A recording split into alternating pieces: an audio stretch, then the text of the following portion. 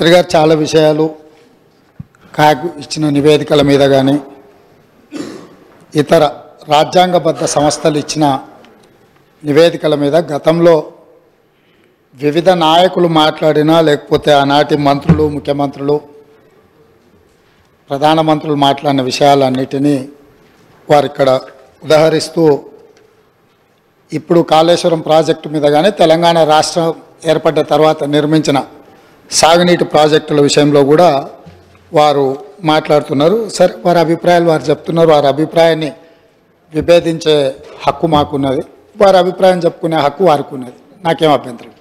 అయితే అధ్యక్ష, తమరి ద్వారా తెలంగాణ సమాజానికి అత్యంత కీలకమైన అంశాన్ని ఇతరులు ఎవరో చెప్పిందో మనము చేపట్టిన చర్యలు లేదా పనుల మీద ఇతరు ఇచ్చే నివేదికను మనము ఆమోదించవచ్చు, తిరస్కరించవచ్చు, భిన్న అభిప్రాయం చెప్పడానికి కూడా అవకాశం ఉంది.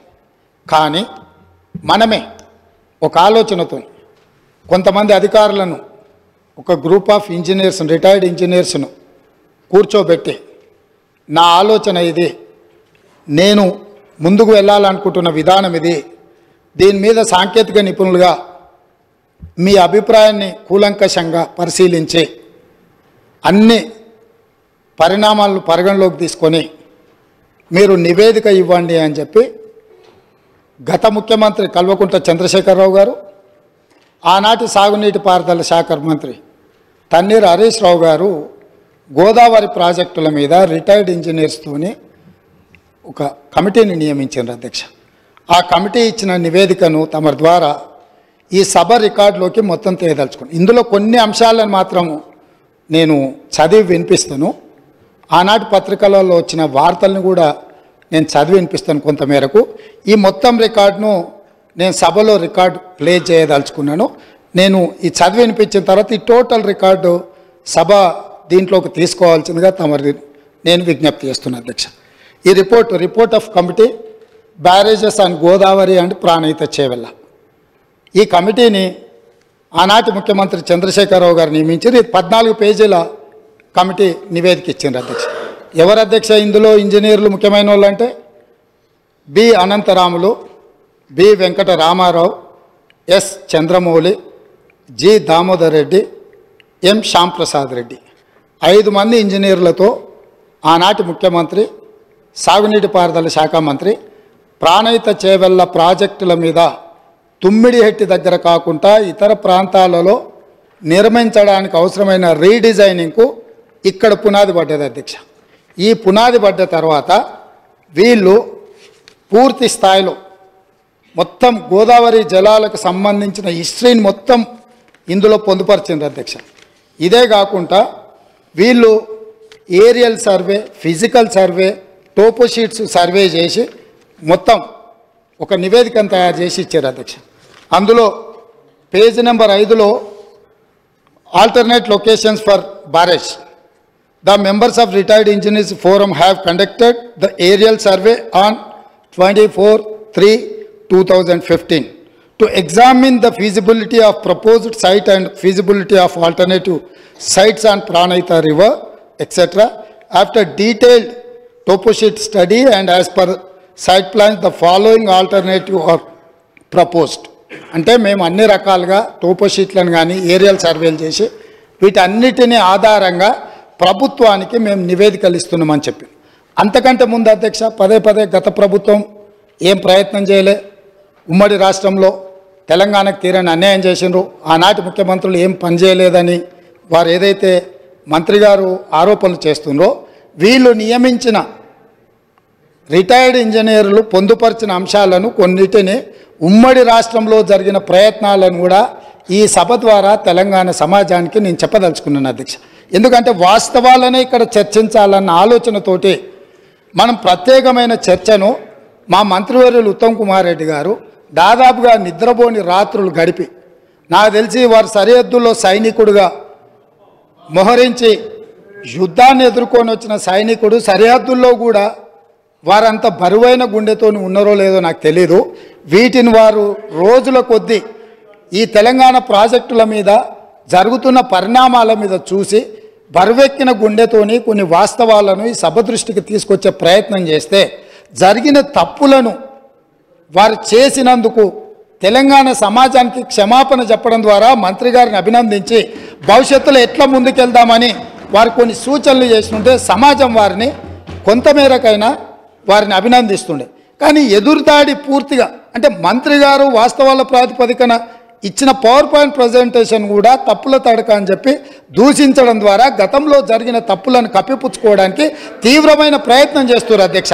అందుకే ఉమ్మడి రాష్ట్రం మనకు తీరని అన్యాయం జరిగింది, సాగునీటి ప్రాజెక్టులు ఎక్కడొక్కడ ఆగిపోయినాయని నీళ్ల కోసం కొట్లాడిన తెలంగాణ సమాజం ఉమ్మడి రాష్ట్రంలో న్యాయం జరగదన్న ఆలోచనతోనే ప్రత్యేక తెలంగాణ రాష్ట్రం రావాలి, ప్రత్యేక తెలంగాణ రాష్ట్రం కావాలి అన్నారు. తెలంగాణ ఇచ్చింది మేమే, తెలంగాణ తెచ్చింది మా వాళ్ళు. అక్కడ ఉన్నాడు పొన్నం ప్రభాకర్ గారు, రాజగోపాల్ రెడ్డి గారు, వివేక్ వెంకటస్వామి గారు. ఈ సభలో చాలామంది పెప్పర్ స్ప్రేల బారిన పడి ఆనాటి మూకల దాడిలో ఎదురొడ్డి నిలబడి కొట్లాడి తెలంగాణ బిల్లును ఆమోదింపజేసిన సభ్యులు చాలామంది, అంజన్ కుమార్ యాదవ్ లాంటి వాళ్ళు, సురేష్ షెట్కార్ లాంటి వాళ్ళు, బర్లాం నాయక్ లాంటి వాళ్ళు, సిరిసిల్ల రాజయ్య లాంటి వాళ్ళు ఎంపీలు ఎంతోమంది ఉన్నారు అధ్యక్ష. ఇదంతా చరిత్ర కళ్ళగట్టినట్టు. పార్లమెంట్లో లైవ్ రికార్డులన్నీ తీయండి. ఆ రోజు బిల్లు ప్రవేశపెట్టినప్పుడు చంద్రశేఖరరావు గారు ఎక్కడుండే, ఈ సభ్యులందరూ ఎక్కడుండేనో ఒకసారి చరిత్రను కూడా చూడాల్సిందిగా తమకు విజ్ఞప్తి చేస్తూ ఉమ్మడి రాష్ట్రంలో జరిగిన కొన్ని అంశాలను నేను చదివి వినిపించదలుచుకున్నా అధ్యక్ష. Both Andhra Pradesh and Maharashtra government entered into an agreement in year 2012 for constituting interstate board and standing committee and coordination committee.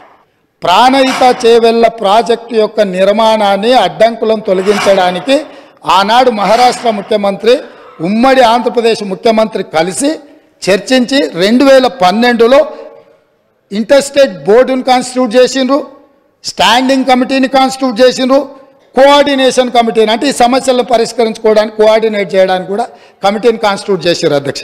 అదేవిధంగా during the recent meeting with honourable chief ministers of Telangana and Maharashtra, in continuation of that report, these engineers are made out certain points, saying that during the recent meeting with the Honorable Chief Ministers of Telangana and Maharashtra, it was suggested to reduce the submergence area to the extent possible. At its present FRL, the submergence area is 1850 acres patta land in Maharashtra, but no village is getting submerged. Maharashtra ముఖ్యమంత్రి తెలంగాణ రాష్ట్రం వచ్చిన తర్వాత తెలంగాణ రాష్ట్ర ముఖ్యమంత్రితోని సమావేశాన్ని ఏర్పాటు చేసినప్పుడు జరిగిన చర్చలో వాళ్ళు గుర్తించింది ఏంటంటే తుమ్మిడిహెట్టి దగ్గర 152 మీటర్ల ఎత్తున బ్యారేజ్ కట్టి ఈ ప్రాజెక్టును పూర్తి చేస్తే మహారాష్ట్రలో మునిగే ముంపు భూమి పట్టా ల్యాండ్ ఎంత అంటే 1850 ఎకరాలు మాత్రమే. ఇది మేము అనడం లేదు అధ్యక్ష, వాళ్ళు నియమించిన ఇంజనీర్ల కమిటీ నివేదికలో పొందుపరిచిన అంశం అధ్యక్ష. అదేవిధంగా అధ్యక్ష, a study is made to reduce the FRL of Pranahita Chevella scheme from the present 152 meters to 151 meters, which would keep the scheme sanctioned unaltered. Similarly, possibility of reducing present FRL from 152 meters to 150 meters has been examined. This will reduce the submergence from 1850 acres to 1250 acres.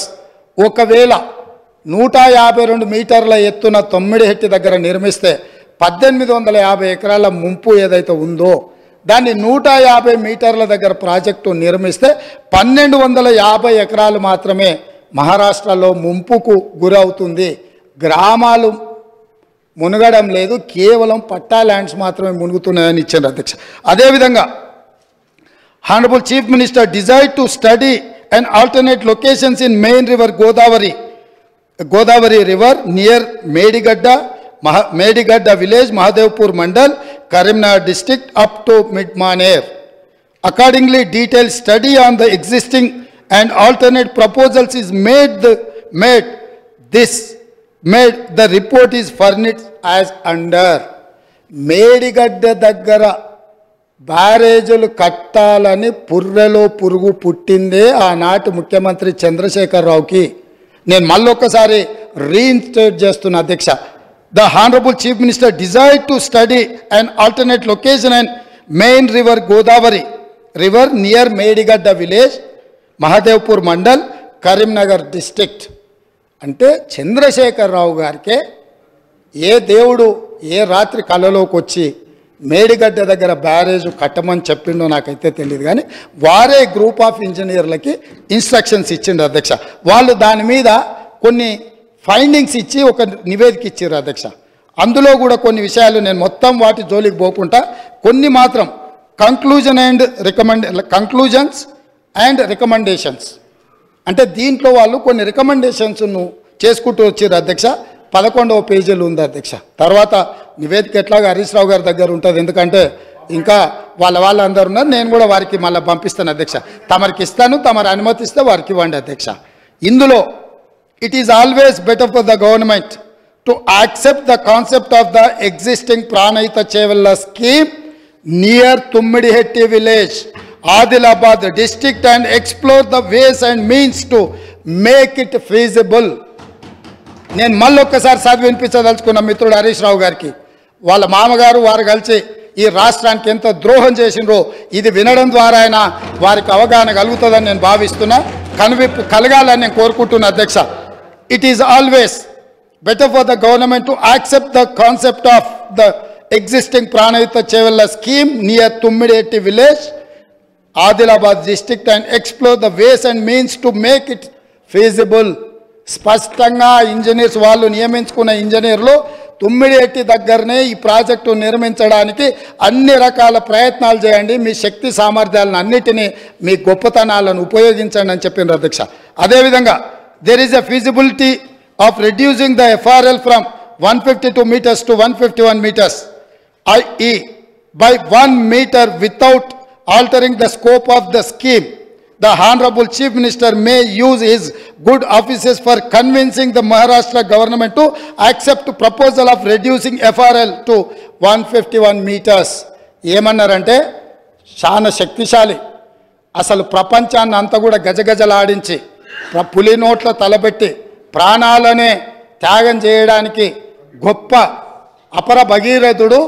మీరు 152 మీటర్ల నుంచి మీ శక్తిని అంతా ఉపయోగించి మహారాష్ట్ర ముఖ్యమంత్రిని 151 మీటర్ల ముంపు కోసం ఒప్పించండి, 1 మీటర్ ఎత్తు తగ్గించి ప్రాజెక్టు కట్టడానికి అవసరమైన చర్యలు చేపట్టండి అని చెప్పి వారు ఈ ఏమంటారు గాల్లో ఎగురుకుంటూ పోతాడు కదా, ఏమంటారు పారాషూట్,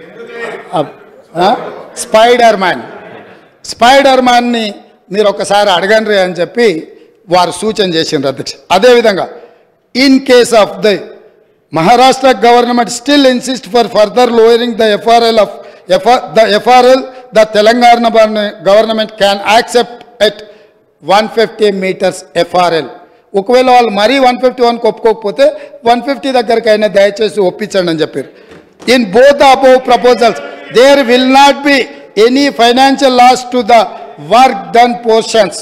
మీరు దీన్ని 150 మీటర్ల దగ్గరకైనా తుమ్మిడేటి దగ్గర ప్రాజెక్టు నిర్మిస్తే గతంలో ఖర్చు పెట్టింది కానీ భవిష్యత్తులో ఖర్చులు పెరగడానికి కానీ ఎలాంటి అవకాశం లేదు అని చెప్పి 11వ పేజీలో వాళ్ళు ఇచ్చిన నివేదికలో ఉంది అధ్యక్ష. అదేవిధంగా అధ్యక్ష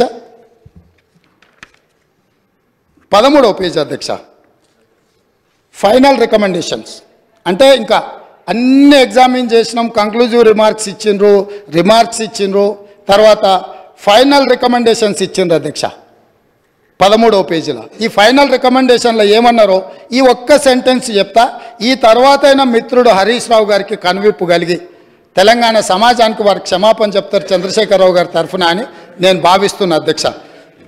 The proposal of construction of a barrage on main Godavari near Medigadda village and lifting 160 TMC of water to Mid-Maner reservoir is not desirable. Very clear, crystal clear and loud. They have said, ఇది ఉపయోగం లేని నిరుపయోగమైన ప్రయత్నము. నేను మళ్ళొక్కసారి చదివి వినిపించే రికార్డులోకి ఈ విషయాన్ని అంతా తీసుకురాదలుచుకున్న అధ్యక్ష. The proposal of construction of a barrage on main Godavari near Medigadda village and lifting 160 TMC of water to mid-Mane reservoir is not desirable. 5 మంది ఎవరు అధ్యక్ష దీంట్లో సంతకం పెట్టింది, నివేదిక ఇచ్చింది? తెలంగాణ కోసం కొట్లాడిన ఇంజనీర్లు అధ్యక్ష.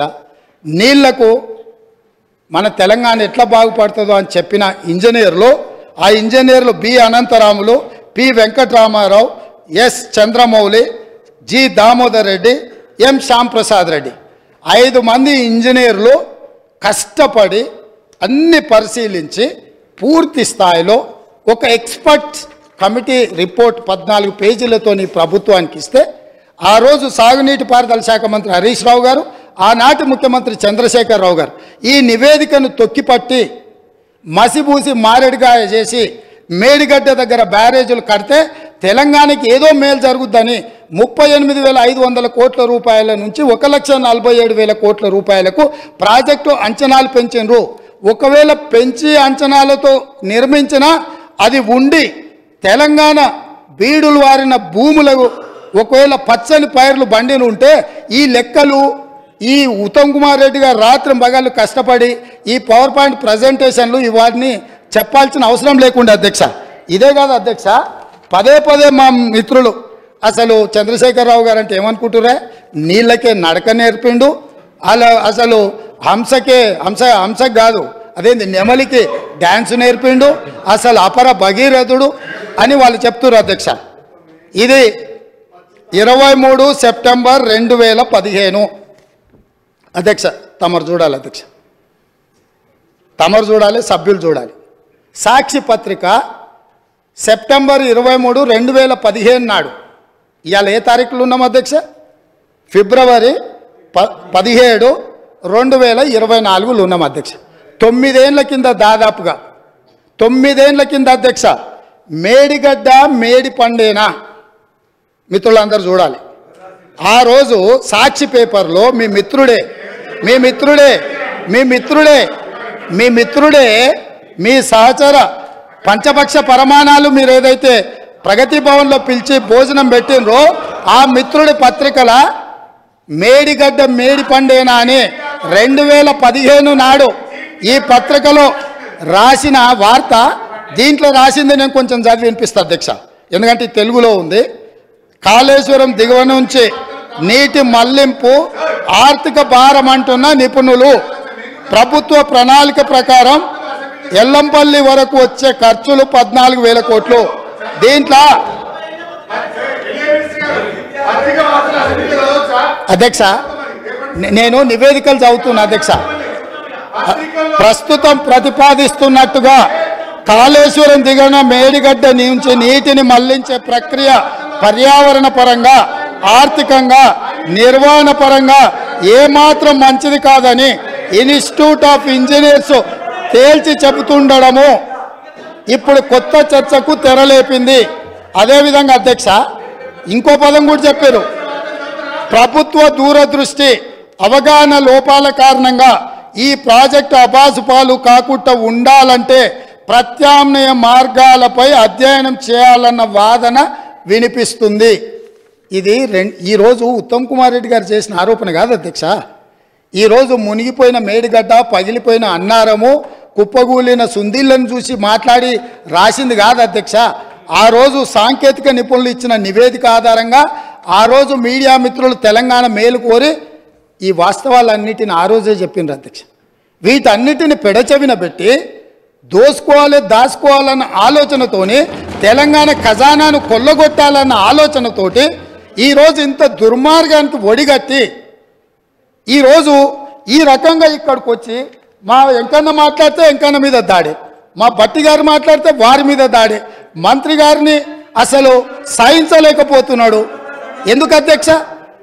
నేను ఒకటే అడుగుతున్నా అధ్యక్ష, ఈ కాళేశ్వరం ప్రాజెక్ట్ అనేది తెలంగాణకు వరప్రదాయిని కాదు అధ్యక్ష, వీళ్ళ పుణ్యమా అని కాళేశ్వరం ప్రాజెక్టు తెలంగాణ సమాజానికి ఒక కలంకంగా మారింది అధ్యక్ష. ఇవాళ ఈ కలంకాన్ని నిలువెత్తు ఆధారాలు అక్కడ ఉంటే పక్కున పగిలిపోయి, రెండుగా చీలిపోయి, నేలకు కుంగిపోయి, నిటారుగాడపోయి నిలబడితే సిగ్గుతో తెలంగాణ సమాజం తల వంచుకొని పరిస్థితులు కల్పించిన వాళ్ళు ఇంకా నిస్సిగ్గుగా ఈ సభలో నిలబడి మమ్మల్ని ప్రశ్నిస్తారా అధ్యక్ష? ఆనాడు జరిగిన తప్పిదాలను సరిదిద్దడానికి ఉమ్మడి రాష్ట్రంలో సమైక్య పాలనలో తీసుకుంటున్న నిర్ణయాలు తెలంగాణ సమాజానికి మేలు చేకూర్చడం లేదు అనే ఎన్నో ఒడిదుడుకులను ఎదుర్కొని 4 కోట్ల తెలంగాణ ప్రజలకు 60 సంవత్సరాల ఆకాంక్షను అమలు చేయడానికి శ్రీమతి సోనియా గాంధీ గారు తెలంగాణ రాష్ట్రం ఇచ్చింది అధ్యక్ష. అట్లా ఇచ్చిన తెలంగాణను వీళ్ళని నమ్మి వీళ్ళ చేతిలో పెడితే 10 సంవత్సరాల దివాలా తీయించి కొల్లగొట్టి ప్రాజెక్టులు పక్కున బలిగిపోతుంటే దాని మీద క్షమాపణ చెప్పకుండా ఇంకా ఎదురుదాడేంది అధ్యక్ష? ఏంది ఇదా అధ్యక్ష పద్ధతి? ఈ నివేదికను కాదంటాడా? ఈ నివేదిక వాళ్ళు అధికారులను వాళ్ళు నియమించలేదంటాడా? లేకపోతే ఈ నివేదిక సంబంధం లేదంటాడా అని నేను అడుగుతున్నా అధ్యక్ష. ఇవాళ మాజీ మంత్రి హరీష్ రావు గారిని నేను నిలదీస్తున్నా. మీరు బాధ్యులు, మీరు ఈ దుర్మార్గాలకు పాల్పడ్డది మీరు. మిమ్మల్ని ఎందుకు 2014 నుంచి 18 వరకు మిమ్మల్ని చంద్రశేఖరరావు గారు మంత్రిగా కొనసాగించి 18లో ఎందుకు మిమ్మల్ని మంత్రిగా బర్తరఫ్ చేసిండని నేను అడుగుతున్నా. మీరు ఈ దోపిడీలో ఆ తర్వాత వచ్చిన చంద్రశేఖరరావు ఈ శాఖకు మంత్రి, ఈ పాపాలకంతా వాళ్ళిద్దరు కారణం కాదా అధ్యక్ష? వీళ్ళిద్దరు కలిసి ఈ రకంగా తెలంగాణను మొత్తం చెదలు పట్టించారు అధ్యక్ష. తెలంగాణను మొత్తం దోపిడి. ఇట్లాంటి పరిస్థితుల్లో ఇంకా కూడా ఈ రకమైన మొండి వాదనలు తొండి వాదనలు వద్దు హరీష్ రావు గారు. జరిగిన తప్పులు సరే, విజిలెన్స్ అండ్ ఎన్ఫోర్స్మెంట్ నివేదికిస్తే వాళ్ళని తిట్టివి, కాగ్ నివేదికిస్తే వాళ్ళను ఆరోపణ చేస్తేవి, వాస్తవాలను చెప్తే మా మీద దాడి చేస్తే మరి మీరు నియమించుకున్న అధికారులు ఇచ్చిన నివేదికని ఇది కూడా తప్పుడు నివేదికనే అధ్యక్ష? ఇది కూడా తప్పుడు నివేదికనే అంటాడా? అంటే ఎటు పోతున్నాం అధ్యక్ష? మనము ఎక్కడికి వెళ్తున్నాము? ఏం చర్చ జరుగుతుంది అధ్యక్ష? నేను వాస్తవంగా ఏం మాట్లాడుతూ మా మంత్రి గారు మా ఉప ముఖ్యమంత్రి గారు మాట్లాడతారు, చూద్దాము మిత్రుడు ఏమేమి చెప్తాడు. ఎందుకంటే 10 ఏళ్ళ అనుభవంలో ఏమైనా మెరుగైండేమో, ఏమైనా మారిండేమో అనుకున్న. గతంలో నాకు బాగానే పరిచయమో, కానీ ఇంకా అంతకంటే దిగజారిపోయి 4 సార్లు ప్రాజెక్టుకు శిలాపలకాలు వేసిండ్రంటారు. మంచిదే, ఫస్ట్ ప్రాణహితనే ఉండే చేవెళ్ళ చెల్లమ్మ అడిగితే చేవెళ్ళ దగ్గరకు వచ్చింది. శిలాపలకం వేయొద్దా? ఇవాళ వారి పక్కనే ఉంది కదా చేవెళ్ళ చెల్లమ్మ. ఎందుకు ఆ అక్క కూడా చెప్తలేదు హరీష్ నువ్వు మాట్లాడేది తప్పని? చేవెళ్ళ ప్రాజెక్ట్ ఆగిపోతే అక్కతో పాటు మేము కూడా ధర్నాకు పోయి లోపలికి దిగినాం కదా. వీళ్ళు వచ్చినాక దుర్మార్గం జరిగింది, చంద్రశేఖరరావు ముఖ్యమంత్రి అయినాక దుర్మార్గం జరిగింది. మెదక్ జిల్లాకే పరిమితం చేసుకున్నాడు, రంగారెడ్డి జిల్లాను ఎండబెట్టిండు, చేవెళ్ళ వికారాబాద్ పరిగి తాండూరు వరకు ఇవ్వాల్సిన గోదావరి జలాలను చంద్రశేఖరరావు దిగమింగిండు, మల్లన్న సాగర్కే ఆపేసిండని అక్క ధర్నా చేయలే. తమరు కూడా వచ్చింది కదా అధ్యక్ష. ఇవాళ ఎదురుగ్గా కూర్చొని పచ్చి అబద్ధాలు మాట్లాడుతుంటే మా అక్క మా జిల్లా కోసం మాట్లాడతలేదంటే నాకు ఆశ్చర్యం అనిపిస్తుంది. సబ్జెక్టే ఇది. ఆనాడు దీక్షలు చేసి ధర్నాలు చేసి ఆనాడు రాజశేఖర రెడ్డి గారిని ఒప్పించి మెప్పించి చేవెళ్లలో శిలాపలకం వేసి ప్రారంభోత్సవాలు చేసి 100 కోట్ల రూపాయల పనులు చేసి ఆ పనులను అర్ధాంతరంగా వదిలేస్తే దీక్షలు ధర్నాలు చేసిన శ్రీమతి సబితా ఇంద్రారెడ్డి గారు ఈరోజు మౌనంగా హరీష్ రావు గారిని సమర్థిస్తున్నారు అంటే ఇది తెలంగాణ సమాజానికి మంచిదా అని తమరి ద్వారా నేను అడుగుతున్నా అధ్యక్ష. నేను ఆ ప్రాంతం నుంచి వచ్చినాం అధ్యక్ష, వాళ్ళు ఎన్నుకుంటూ వచ్చినాం, మనకు బాధ్యత లేదా అధ్యక్ష? సరిదిద్దాల్సిన బాధ్యత మన మీద లేదా? ఎదురుగా ఉండి 6 అడుగులు నిలబడి ఆయన అబద్ధాలు చెప్తుంటే అక్క ఒక్క మాట కూడా తమ్మి ఇది తప్పు అని అనకపోతే ఎట్లా? అక్క బాధ్యత ఏంది? అక్క బాధ్యత ఏంది? తమ్ముళ్ళు తప్పు చేస్తే చెప్పాలి, తమ్ముళ్ళు తప్పు మాట్లాడితే సరిదిద్దాలి, కానీ ఆ పని చేయరు. ఎందుకు అని అంటే రంగారెడ్డి జిల్లా ఎండిపోయినా సరే మన ప్రాంతం పడావు పడ్డా సరే ఇది అధ్యక్ష. ఆ స్కూల్ ట్రైనింగ్ అట్లాంటిది, నేనేం తప్పు పడతలేను. ఆ బడిలో చేరంగానే సిలబస్ అట్లా తయారవుతుంది. పెద్దలు మా శ్రీహరి గారు కూడా పాపం మంచోడు, విషయం అవగాహన ఉన్నాడు, కానీ ఆ స్కూల్లో చేరంగానే శ్రీహరి గారు కూడా పాపం ఒత్తిడికి లోనయ్యి వాళ్ళు ఏం చెప్తే అది చెప్పే పరిస్థితి వచ్చింది అధ్యక్ష.